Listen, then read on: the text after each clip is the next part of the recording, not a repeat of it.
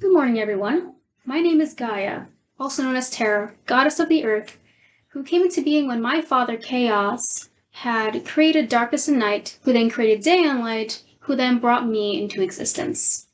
And today, I have decided to take the day off from the normal creation routine and make a little something for myself.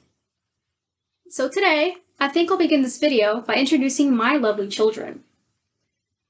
I have in total 12 healthy, robust children, also known as the Titans. And my sons are Kronos, Hyperion, Crius, Chios, Oceanos, and Iapetus. My daughters are Mnemosyne, Phoebe, Rhea, Tethys, Thea, and Themis. However, I think I should also mention the fact that I have an additional son, who in fact was my very first son, whose name is Uranus, god of the sky, also known as Kylus. And the thing about this particular son of mine, who I then made my husband, is the fact that during his rule, being god of the sky, he made my life absolutely miserable. So my husband, Uranus, he is currently under Tartarus, so he can't do me any harm as I'm speaking. However, yes, during his rule, he was just incredibly cruel and unfair with me. Basically, it had all started once I had my second set of triplets, Hecatonchires, those who were named Cotus, Gyge, and Aegeon. And basically what happened with that was that once I had them, and Uranus had seen them, he had become so enraged because apparently my own children were just so hideous and very powerful that he just felt instantly repelled by them. So he decided that it would be fair enough to bury them under the earth forever, at least in his mind. And, because they were literally stuck inside of me, clawing at me endlessly, those poor children, I suddenly just could not take it anymore because I was so miserable all the time and I was in pain all the time. So I decided that I wasn't going to take this anymore. And so then I decided to construct a plan of revenge against Uranus. So the first step of mine was to try to consult each one of my children to see if they would try to help me bring this plan into fruition. And to remove Uranus's power, dethrone him as king, and to get him to finally leave me alone.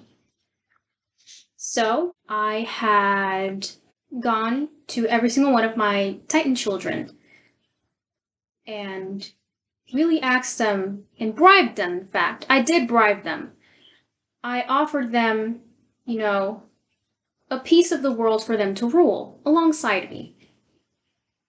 And surprisingly enough, they had all refused. Well, most of them have refused.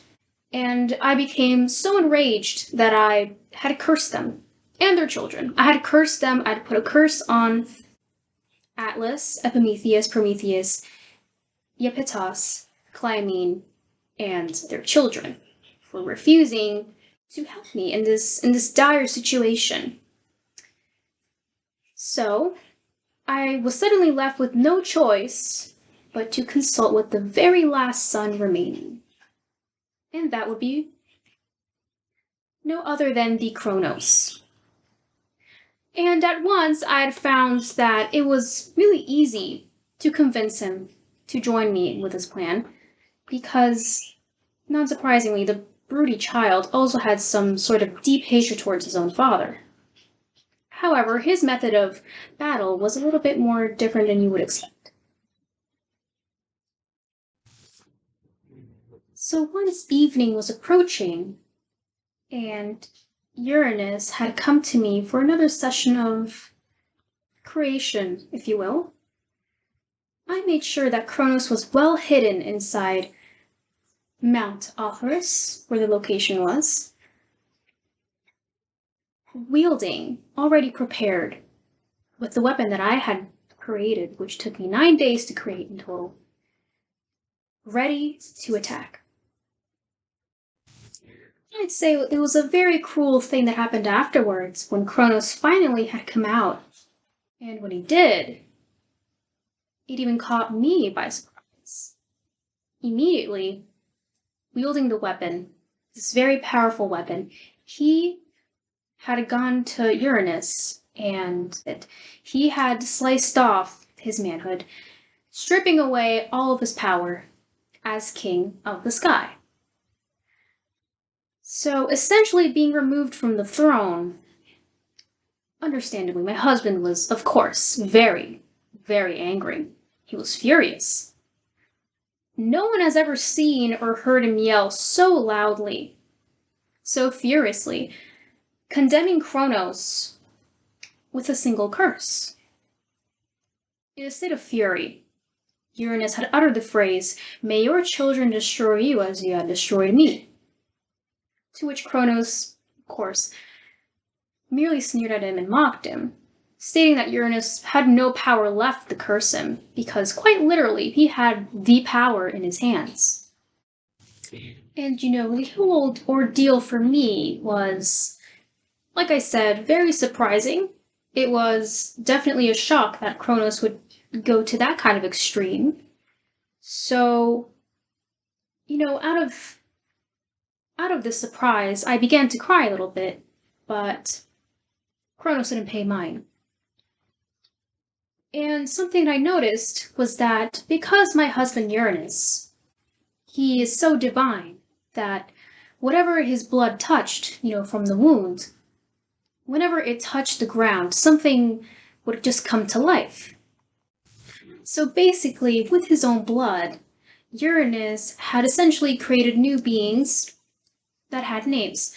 So he created the Erinyes, also known as the Furies, Alecto, which is remorselessness, Megara, which is also known as jealous rage, Tisiphone, which means vengeance, and then the Meliads, who are known as the nymphs of the ash trees. Oh yeah, and also the giants. So, all of these beings emerged from the earth because of this one incident, but evidently there was still one thing left to do. So basically, still wielding the weapon, Kronos had taken it and basically sliced me open. Having the 3 children come tumbling out. And so they were freed. But that is not how this story ends. Afterward, Kronos basically sent Uranus to Tartarus, or, beneath Tartarus, to finally free me from his very cruel treatment, And Uranus, in his stubbornness, had basically immersed himself into a rock to save himself in a way, because he was hoping that one day, in the near future, a mortal would come by and try to harness his power and fail, therefore setting him free. But that is a prophecy for another time. That is what concludes my story. Anyways, thank you for watching. Oh, and also this is how it turned out. This is supposed to be me, by the way. So, alright.